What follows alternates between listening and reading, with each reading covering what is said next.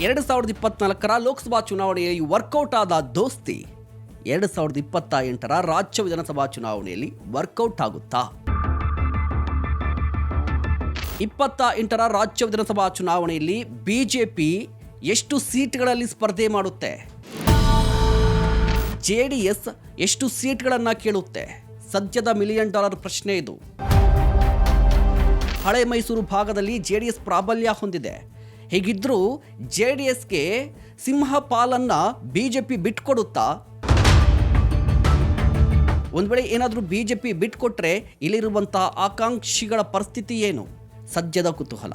ಈ ಎಲ್ಲವನ್ನ ನೋಡ್ತಾ ಹೋಗೋಣ. ನೀವು ನೋಡ್ತಾ ಇದ್ದೀರಾ ಸುಮನ್ ಟಿವಿ ಕನ್ನಡ. ನಾನು ಮಹೇಶ್ ಎಂ ದಂಡು. ವೀಕ್ಷಕರೇ, 2024ರ ಲೋಕಸಭಾ ಚುನಾವಣೆಯ ಸಂದರ್ಭದಲ್ಲಿ ಒಂದು ಅನಿವಾರ್ಯತೆ ಸೃಷ್ಟಿಯಾಯಿತು.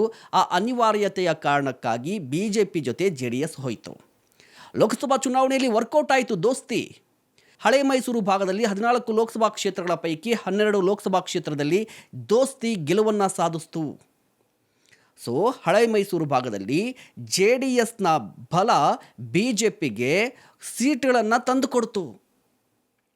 ಆದರೆ ಪ್ರಶ್ನೆ ಇರೋದೇನು ಅಂತ ಹೇಳಿದ್ರೆ, 2028ರ ರಾಜ್ಯ ವಿಧಾನಸಭಾ ಚುನಾವಣೆಯಲ್ಲಿ ಈ ದೋಸ್ತಿ ಹೀಗೆ ಮುಂದುವರೆದ್ರೆ ಎಷ್ಟು ಸೀಟ್ಗಳಲ್ಲಿ ಬಿಜೆಪಿ ಸ್ಪರ್ಧೆ ಮಾಡುತ್ತೆ, ಜೆ ಡಿ ಎಸ್ ಎಷ್ಟು ಸೀಟ್ಗಳಲ್ಲಿ ಸ್ಪರ್ಧೆ ಮಾಡುತ್ತೆ ಅನ್ನೋದು ಕುತೂಹಲ.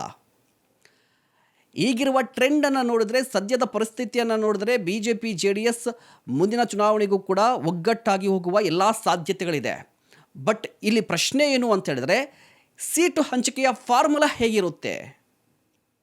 ಯಾವ ಸೂತ್ರದಡಿ, ಯಾವ ಮಾನದಂಡಗಳನ್ನು ಇಟ್ಕೊಂಡು ಬಿಜೆಪಿ ಜೆ ಡಿ ಎಸ್ ನಡುವೆ ಸೀಟು ಹಂಚಿಕೆ ಆಗುತ್ತೆ ಅನ್ನೋದು ಸದ್ಯದ ಕುತೂಹಲ. ಯಾಕೆ ಸೀಟು ಹಂಚಿಕೆ ಸಾಕಷ್ಟು ಕುತೂಹಲ ಮತ್ತು ಇಂಪಾರ್ಟೆಂಟ್ ಅಂತ ಹೇಳಿದ್ರೆ, ಲೋಕಸಭಾ ಚುನಾವಣೆಯಲ್ಲಿ ಸೀಟು ಹಂಚಿಕೆ ಅಂತ ಬಂದಾಗ ಒಂದು ಮಾನದಂಡವನ್ನು ಇಟ್ಕೊಂಡಿದ್ರು.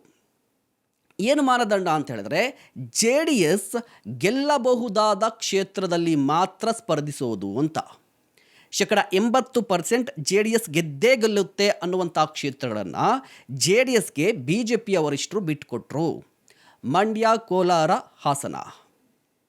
ಹೀಗಿದ್ರೂ ಹಾಸನದಲ್ಲಿ ಸೋಲಾಯಿತು. ಅಲ್ಲಿ ಒಂದು ಮಾನದಂಡ ಆಯಿತು. ಏನು ಅಂತ ಹೇಳಿದ್ರೆ, ಈ ಕ್ಷೇತ್ರವನ್ನು ಕೊಟ್ಟರೆ 100% ನಾವು ಗೆಲ್ತೀವಿ ಅಂತ ಹೇಳಿ. ಸೊ ಸೀಟ್ಗಳನ್ನು ಪಡೆದುಕೊಳ್ಳುವಲ್ಲಿ ಕುಮಾರಸ್ವಾಮಿ ಅವರು ಯಶಸ್ವಿ ಆದರು. ಬಟ್ ಈಗ ರಾಜ್ಯ ವಿಧಾನಸಭಾ ಚುನಾವಣೆ ಅಂತ ಬಂದಾಗ 224 ವಿಧಾನಸಭಾ ಕ್ಷೇತ್ರಗಳು. ಈ 224 ವಿಧಾನಸಭಾ ಕ್ಷೇತ್ರಗಳ ಪೈಕಿ B J P J D ಎಸ್ಗೆ ಎಷ್ಟನ್ನು ಬಿಟ್ಕೊಡುತ್ತೆ, ಜೆ ಡಿ ಎಸ್ ಎಷ್ಟು ಕ್ಷೇತ್ರದಲ್ಲಿ ಸ್ಪರ್ಧೆ ಮಾಡುತ್ತೆ ಅನ್ನೋದು ತುಂಬ ಇಂಪಾರ್ಟೆಂಟ್ ಆಗುತ್ತೆ. ಹಾಗಾದರೆ ಏನಾದರೂ ಫಾರ್ಮುಲಾ ಇದೆಯಾ? ಯಾವ ಸೂತ್ರದಡಿ J D S B J P ನಡುವೆ ಸೀಟ್ ಶೇರಿಂಗ್ ಆಗುತ್ತೆ ಅಂತ ನೋಡೋದಾದರೆ 3 ಸಾಧ್ಯತೆಗಳು ಕಾಣಿಸ್ತಾ ಇದೆ. ಹಾಗಾದರೆ ಆ 3 ಸಾಧ್ಯತೆಗಳು ಯಾವುವು ಅಂತ ನೋಡ್ತಾ ಹೋಗೋಣ. ಅದಕ್ಕೂ ಮುನ್ನ ನೀವಿನ್ನೂ ನಮ್ಮ ಚಾನಲನ್ನು ಸಬ್ಸ್ಕ್ರೈಬ್ ಮಾಡಿಲ್ಲ ಅಂದರೆ ದಯವಿಟ್ಟು ಈ ಕೂಡಲೇ ಸಬ್ಸ್ಕ್ರೈಬ್ ಮಾಡಿ. ವೀಕ್ಷಕರೇ ನೋಡಿ, ಕಾಂಗ್ರೆಸ್ಸನ್ನು ಸೋಲಿಸುವ ಉದ್ದೇಶದಿಂದ ರಾಜ್ಯದಲ್ಲಿ J D S B J ಪಿಯ ಮೈತ್ರಿ ಆಗಿದೆ. ಈ ಮೈತ್ರಿ ಗಟ್ಟಿಯಾಗಿ ಕಂಟಿನ್ಯೂ ಆದರೆ 2028ರ ರಾಜ್ಯ ವಿಧಾನಸಭಾ ಚುನಾವಣೆಯಲ್ಲಿ ಕಾಂಗ್ರೆಸ್ಗೆ ಗಟ್ಟಿ ಪೈಪೋಟಿಯನ್ನಂತೂ ಕೊಡಬಹುದು. ಹಾಗಾದರೆ ಸೀಟು ಹಂಚಿಕೆ ಅಂತ ಬಂದಾಗ ಜೆ ಡಿ ಎಸ್ ಮುಖ್ಯವಾಗಿ ಕೇಳುವಂಥ ಕ್ಷೇತ್ರಗಳು ಯಾವುವು ಅಂತ ಹೇಳಿದರೆ, ಹಳೆ ಮೈಸೂರು ಭಾಗದಲ್ಲಿರುವಂಥ 61 ವಿಧಾನಸಭಾ ಕ್ಷೇತ್ರಗಳು. ಕೊಡಗು, ಮೈಸೂರು, ಮಂಡ್ಯ, ಹಾಸನ, ರಾಮನಗರ, ಬೆಂಗಳೂರು ಗ್ರಾಮಾಂತರ, ಕೋಲಾರ, ಚಿಕ್ಕಬಳ್ಳಾಪುರ, ಈ ಒಟ್ಟಾರೆಯಾಗಿ ನೋಡೋದಾದರೆ 61 ವಿಧಾನಸಭಾ ಕ್ಷೇತ್ರಗಳು ಬರುತ್ತೆ, ಬೆಂಗಳೂರನ್ನು ಹೊರತುಪಡಿಸಿ. ಸೊ 61 ವಿಧಾನಸಭಾ ಕ್ಷೇತ್ರದಲ್ಲಿ ಜೆ ಡಿ ಎಸ್ ಎಷ್ಟು ಕ್ಷೇತ್ರಗಳನ್ನು ಕೇಳುತ್ತೆ, ಬಿ ಜೆ ಪಿ ಎಷ್ಟು ಕ್ಷೇತ್ರಗಳನ್ನು ಬಿಟ್ಕೊಡುತ್ತೆ ಅನ್ನೋದು $1 ಮಿಲಿಯನ್ ಪ್ರಶ್ನೆ. ಯಾಕೆ ಅಂತ ಹೇಳಿದ್ರೆ, ಹಳೆ ಮೈಸೂರು ಭಾಗದಲ್ಲಿ ಜೆ ಡಿ ಎಸ್ ತನ್ನ ಪ್ರಾಬಲ್ಯವನ್ನು ಈಗಾಗಲೇ ಸ್ಥಾಪಿಸಿದ್ದೇ, ಪ್ರಾಬಲ್ಯ ಇದೆ. ಕಂಪ್ಲೀಟಾಗಿ ಇದು ಜೆ ಡಿ ಎಸ್ ಬೆಲ್ಟ್. ಇಲ್ಲಿ ಬಿ ಜೆ ಪಿಯ ಸ್ಟ್ರಾಂಗ್ ಹೋಲ್ಡ್ ಏನು ಇಲ್ಲ. ಆದರೂ ಕೂಡ ಬಿ ಜೆ ಪಿಗೆ ತನ್ನದೇ ಆದಂಥ ಅಸ್ತಿತ್ವವನ್ನು ಉಳಿಸ್ಕೊಳ್ಬೇಕು ಮತ್ತು ಒಂದಿಷ್ಟು ಕ್ಷೇತ್ರದಲ್ಲಿ ಈಗಾಗಲೇ ಇರುವಂಥ ಶಾಸಕರನ್ನು ಉಳಿಸ್ಕೋಬೇಕು ಅಂತ ಹೇಳಿದ್ರೆ ಬಿ ಜೆ ಪಿಯಲ್ಲಿ ಚೌಕಾಸಿ ಮಾಡುವಂಥ ಸಾಧ್ಯತೆ ಇದೆ. ಬೆಂಗಳೂರು ಸೇರಿಸ್ಕೊಂಡ್ರೆ ಹೆಚ್ಚು ಕಡಿಮೆ 85 ವಿಧಾನಸಭಾ ಕ್ಷೇತ್ರಗಳು ಬರುತ್ತೆ. ಈ 85 ವಿಧಾನಸಭಾ ಕ್ಷೇತ್ರದಲ್ಲಿ ಜೆ ಡಿ ಎಸ್ ಎಷ್ಟು ಕ್ಷೇತ್ರದಲ್ಲಿ ಸ್ಪರ್ಧೆ ಮಾಡುತ್ತೆ ಅನ್ನೋದು ಇಂಪಾರ್ಟೆಂಟ್ ಆಗುತ್ತೆ. ಹಾಗಾದರೆ ಸೂತ್ರ ಏನು? ಯಾವ ಫಾರ್ಮುಲಾ? 224 ವಿಧಾನಸಭಾ ಕ್ಷೇತ್ರಗಳ ಬಗ್ಗೆ JDS ಎಷ್ಟು ಕ್ಷೇತ್ರದಲ್ಲಿ ಸ್ಪರ್ಧೆ ಮಾಡ್ಬೋದು, BJP ಎಷ್ಟು ಕ್ಷೇತ್ರಗಳನ್ನ ಬಿಟ್ಕೊಡುತ್ತೆ ಅಂತ ನೋಡೋದಾದರೆ ನೋಡಿ, ಮೊದಲ ಸೂತ್ರ BJP ಪ್ರಾಬಲ್ಯದ ಫಾರ್ಮುಲಾ ಅಂತ ಹೇಳಿ. ಅಂದರೆ BJP 170ರಿಂದ 180 ಕ್ಷೇತ್ರದಲ್ಲಿ ಸ್ಪರ್ಧೆ ಮಾಡೋದು, JDSಗೆ 44ರಿಂದ 54 ಕ್ಷೇತ್ರಗಳನ್ನು ಬಿಟ್ಕೊಡೋದು. ಅಂದರೆ BJPಗೆ ಹೆಚ್ಚು ಸೀಟ್ಗಳನ್ನು ಕೊಟ್ಟು JDS ಗೆಲ್ಲಬಹುದಾದಂಥ, ಅಂದರೆ ಲೋಕಸಭಾ ಚುನಾವಣೆಯಲ್ಲಿ ಆಯ್ತಲ್ವಾ, ಸೊ ಆ ಫಾರ್ಮುಲಾವನ್ನು ಇಲ್ಲಿ ಯೂಸ್ ಮಾಡಬಹುದು ಅಂತ ಒಂದು ಸಾಧ್ಯತೆ ಇದೆ. ಇಲ್ಲಿ JDS 44ರಿಂದ 54 ಅಂತ ಹೇಳಿದ್ರೆ ಆಲ್ಮೋಸ್ಟ್ ನಿಮಗೆ ಹಳೆ ಮೈಸೂರು ಭಾಗ ಆಲ್ಮೋಸ್ಟ್ ಕವರ್ ಮಾಡುತ್ತೆ ಅಂತ ಹೇಳ್ಬೋದು. ಇನ್ನೊಂದು ಫಾರ್ಮುಲಾ ಏನು ಅಂತ ಹೇಳಿದ್ರೆ, ಇಬ್ಬರಿಗೂ ಈಕ್ವಲ್ ಆಗಿ ಕೊಡಬಹುದಾದಂತಹ ಸೀಟ್ಗಳ ಹಂಚಿಕೆ, ಅಂದರೆ ಸಮತೋಲನದ ಮೈತ್ರಿ. ಈ ಸಮತೋಲನದ ಮೈತ್ರಿ ಆದರೆ ಅಥವಾ ಸೀಟು ಹಂಚಿಕೆ ಆದರೆ BJP ಸುಮಾರು 165ರಿಂದ 175 ಕ್ಷೇತ್ರದಲ್ಲಿ, JDS 50ರಿಂದ 60 ಕ್ಷೇತ್ರದಲ್ಲಿ ಸ್ಪರ್ಧಿಸುವ ಸಾಧ್ಯತೆ ಇರುತ್ತೆ. ನಾನೀಗಾಗಲೇ ಹೇಳ್ತಾ ಇದ್ದೆ, ಇದು ಸಮತೋಲನದ ಮೈತ್ರಿ, ಅಂದರೆ ಇಬ್ರಿಗೂ ಸಮಾನ ಸೀಟು ಹಂಚಿಕೆ. ಅಂದರೆ ಸಮಾನ ಹೇಗೆ ಅಂತ ಹೇಳಿದ್ರೆ, ಇಲ್ಲಿ ಎಷ್ಟು ಸೀಟ್ ಅನ್ನೋದಕ್ಕಿಂತ ಯಾವ ಕ್ಷೇತ್ರ ಅನ್ನೋದು ಇಂಪಾರ್ಟೆಂಟ್ ಆಗಿಬಿಡುತ್ತೆ.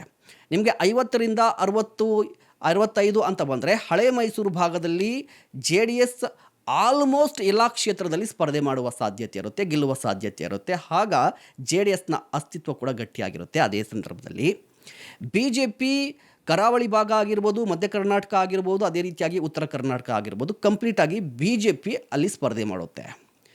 ಇನ್ನು ಕೊನೆಯದಾಗಿ ಮೂರನೇ ಆಯ್ಕೆ ಇದೆ, ಅದು JDS ಪ್ರಾಬಲ್ಯದ ಮೈತ್ರಿ ಸೀಟು ಹಂಚಿಕೆ ಫಾರ್ಮುಲಾ ಅಂತ. JDSಗೆ ಹೆಚ್ಚು ಸ್ಥಾನ ನೀಡುವಂಥ ಫಾರ್ಮುಲಾ. ಇದರಲ್ಲೇನು ಅಂತ ಹೇಳಿದ್ರೆ, BJP 150ರಿಂದ 160 ಕ್ಷೇತ್ರದಲ್ಲಿ ಸ್ಪರ್ಧೆ ಮಾಡೋದು, JDSಗೆ 60ರಿಂದ 80 ಸೀಟ್ಗಳನ್ನು ಬಿಟ್ಕೊಡೋದು ಈ ಫಾರ್ಮುಲಾ ಅಂತ ಹೇಳಿ. ಇದು ಹೇಗೆ ಸಾಧ್ಯ ಆಗುತ್ತೆ ಅಂತ ಹೇಳಿದ್ರೆ, JDS ಕಂಪ್ಲೀಟಾಗಿ ಹಳೆ ಮೈಸೂರು, ರಾಯಚೂರು ಭಾಗ, ಯಾಕೆಂದರೆ ರಾಯಚೂರಲ್ಲೂ ಕೂಡ JDSನ ಅಸ್ತಿತ್ವ ಇರುವ ಕಾರಣಕ್ಕಾಗಿ, ಮತ್ತು ಕರಾವಳಿ ಭಾಗ, ಈ ಭಾಗಗಳಲ್ಲೂ ಕೂಡ ಸ್ಪರ್ಧೆ ಮಾಡೋದು 60ರಿಂದ 70 ಕ್ಷೇತ್ರ ಅಂತ ಹೇಳಿದ್ರೆ, BJP ಉತ್ತರ ಕರ್ನಾಟಕ ಮತ್ತು ತನ್ನ ಪ್ರಾಬಲ್ಯ ಹೊಂದಿರುವಂಥ ಕ್ಷೇತ್ರದಲ್ಲಿ ಮಾತ್ರ ಸ್ಪರ್ಧೆ ಮಾಡೋದು. ಇದು JDSಗೆ ಹೆಲ್ಪ್ ಆಗುತ್ತೆ. ಅಂದರೆ ಸರ್ಕಾರ ರಚನೆ ಬಂದಾಗ, ಇಫ್ ಇನ್ ಕೇಸ್ ಏನಾದರೂ ಈ ಮೈತ್ರಿ ಗೆದ್ದರೆ, ಸರ್ಕಾರ ರಚನೆ, ಪ್ರಹಸನ, ಸರ್ಕಾರ ರಚನೆ ವಿಚಾರಗಳು ಬಂದಂತಹ ಸಂದರ್ಭದಲ್ಲಿ JDS ಒಂದು ರೀತಿಯಾಗಿ ಕಮಾಂಡಿಂಗ್ ಪವರನ್ನು ಹೊಂದಿರುತ್ತೆ, ಅಥವಾ ಅದು ಕೂಡ ಡಿಮ್ಯಾಂಡ್ ಮಾಡುವಂಥ ಸ್ಥಾನದಲ್ಲಿ ಇರುತ್ತೆ ಅಂತ ಹೇಳಿ. ಆದರೆ ಇಲ್ಲಿ ಪ್ರಶ್ನೆ ಇರೋದು ಏನಂತ ಹೇಳಿದ್ರೆ, JDSಗೆ 50ರಿಂದ 60 ಸೀಟ್ಗಳನ್ನು ಬಿಟ್ಕೊಳ್ಳೋದೇ ಆದರೆ ಯಾವ ಕ್ಷೇತ್ರಗಳನ್ನು ಬಿಟ್ಕೊಡ್ಬೇಕು ಅನ್ನೋದು ಕೂಡ ಇಂಪಾರ್ಟೆಂಟ್ ಆಗುತ್ತೆ. ಈಗ JDSಗೆ ಉತ್ತರ ಕರ್ನಾಟಕದಲ್ಲಿ ಪ್ರಾಬಲ್ಯ ಇಲ್ಲ, ಕರಾವಳಿ ಭಾಗದಲ್ಲಿ ಒಂಚೂರು ಪ್ರಾಬಲ್ಯ ಇರುವಂಥದ್ದು. ಸೊ JDSನ ಪ್ರಾಬಲ್ಯ ಇರುವಂಥದ್ದು ಹಳೆ ಮೈಸೂರು ಭಾಗದಲ್ಲಿ ಬರುವಂಥ 61 ವಿಧಾನಸಭಾ ಕ್ಷೇತ್ರಗಳ ಪೈಕಿ JDSಗೆ ಎಷ್ಟು ಸೀಟನ್ನು BJP ಬಿಟ್ಕೊಡುತ್ತೆ ಅನ್ನೋದರ ಮೇಲೆ ರಾಜ್ಯ ವಿಧಾನಸಭಾ ಚುನಾವಣೆ 2028ರ ರಿಸಲ್ಟ್ ಕೂಡ ನಿರ್ಧಾರ ಆಗುತ್ತೆ. ಯಾಕೆ ರಿಸಲ್ಟ್ ನಿರ್ಧಾರ ಆಗುತ್ತೆ ಅಂತ ಹೇಳ್ತೀನಿ ಅಂತ ಹೇಳಿದ್ರೆ, ಹಳೆ ಮೈಸೂರು ಭಾಗದಲ್ಲಿ JDS ಜೊತೆಗೆ BJPಯು ಕೂಡ ಒಂದಿಷ್ಟು ಕ್ಷೇತ್ರದಲ್ಲಿ ಸ್ಟ್ರಾಂಗ್ ಆಗಿದೆ. ಹಾಸನ, ಕೋಲಾರ, ಚಿಕ್ಕಬಳ್ಳಾಪುರ ಈ ಕ್ಷೇತ್ರದಲ್ಲಿ, ಜೊತೆಗೆ ಬೆಂಗಳೂರು ಗ್ರಾಮಾಂತರದಲ್ಲೂ ಕೂಡ JDS ಜೊತೆಗೆ BJPಯ ಶಾಸಕರು ಕೂಡ ಇದ್ದಾರೆ, ಆಕಾಂಕ್ಷಿಗಳು ಇದ್ದಾರೆ. ಈ ಕ್ಷೇತ್ರಗಳಲ್ಲಿ ಅಥವಾ ಈಗಾಗಲೇ BJP ಈ MLA ಇರುವಂಥ ಕ್ಷೇತ್ರದಲ್ಲಿ ಆ ಕ್ಷೇತ್ರದ ಟಿಕೆಟನ್ನು JDSಗೆ ಕೊಟ್ಬಿಟ್ರೆ ಅಲ್ಲಿರುವಂಥ BJPಯ ಅಭ್ಯರ್ಥಿ ಏನು ಮಾಡ್ತಾನೆ? ಅಸಮಾಧಾನಗೊಳ್ತಾನೆ.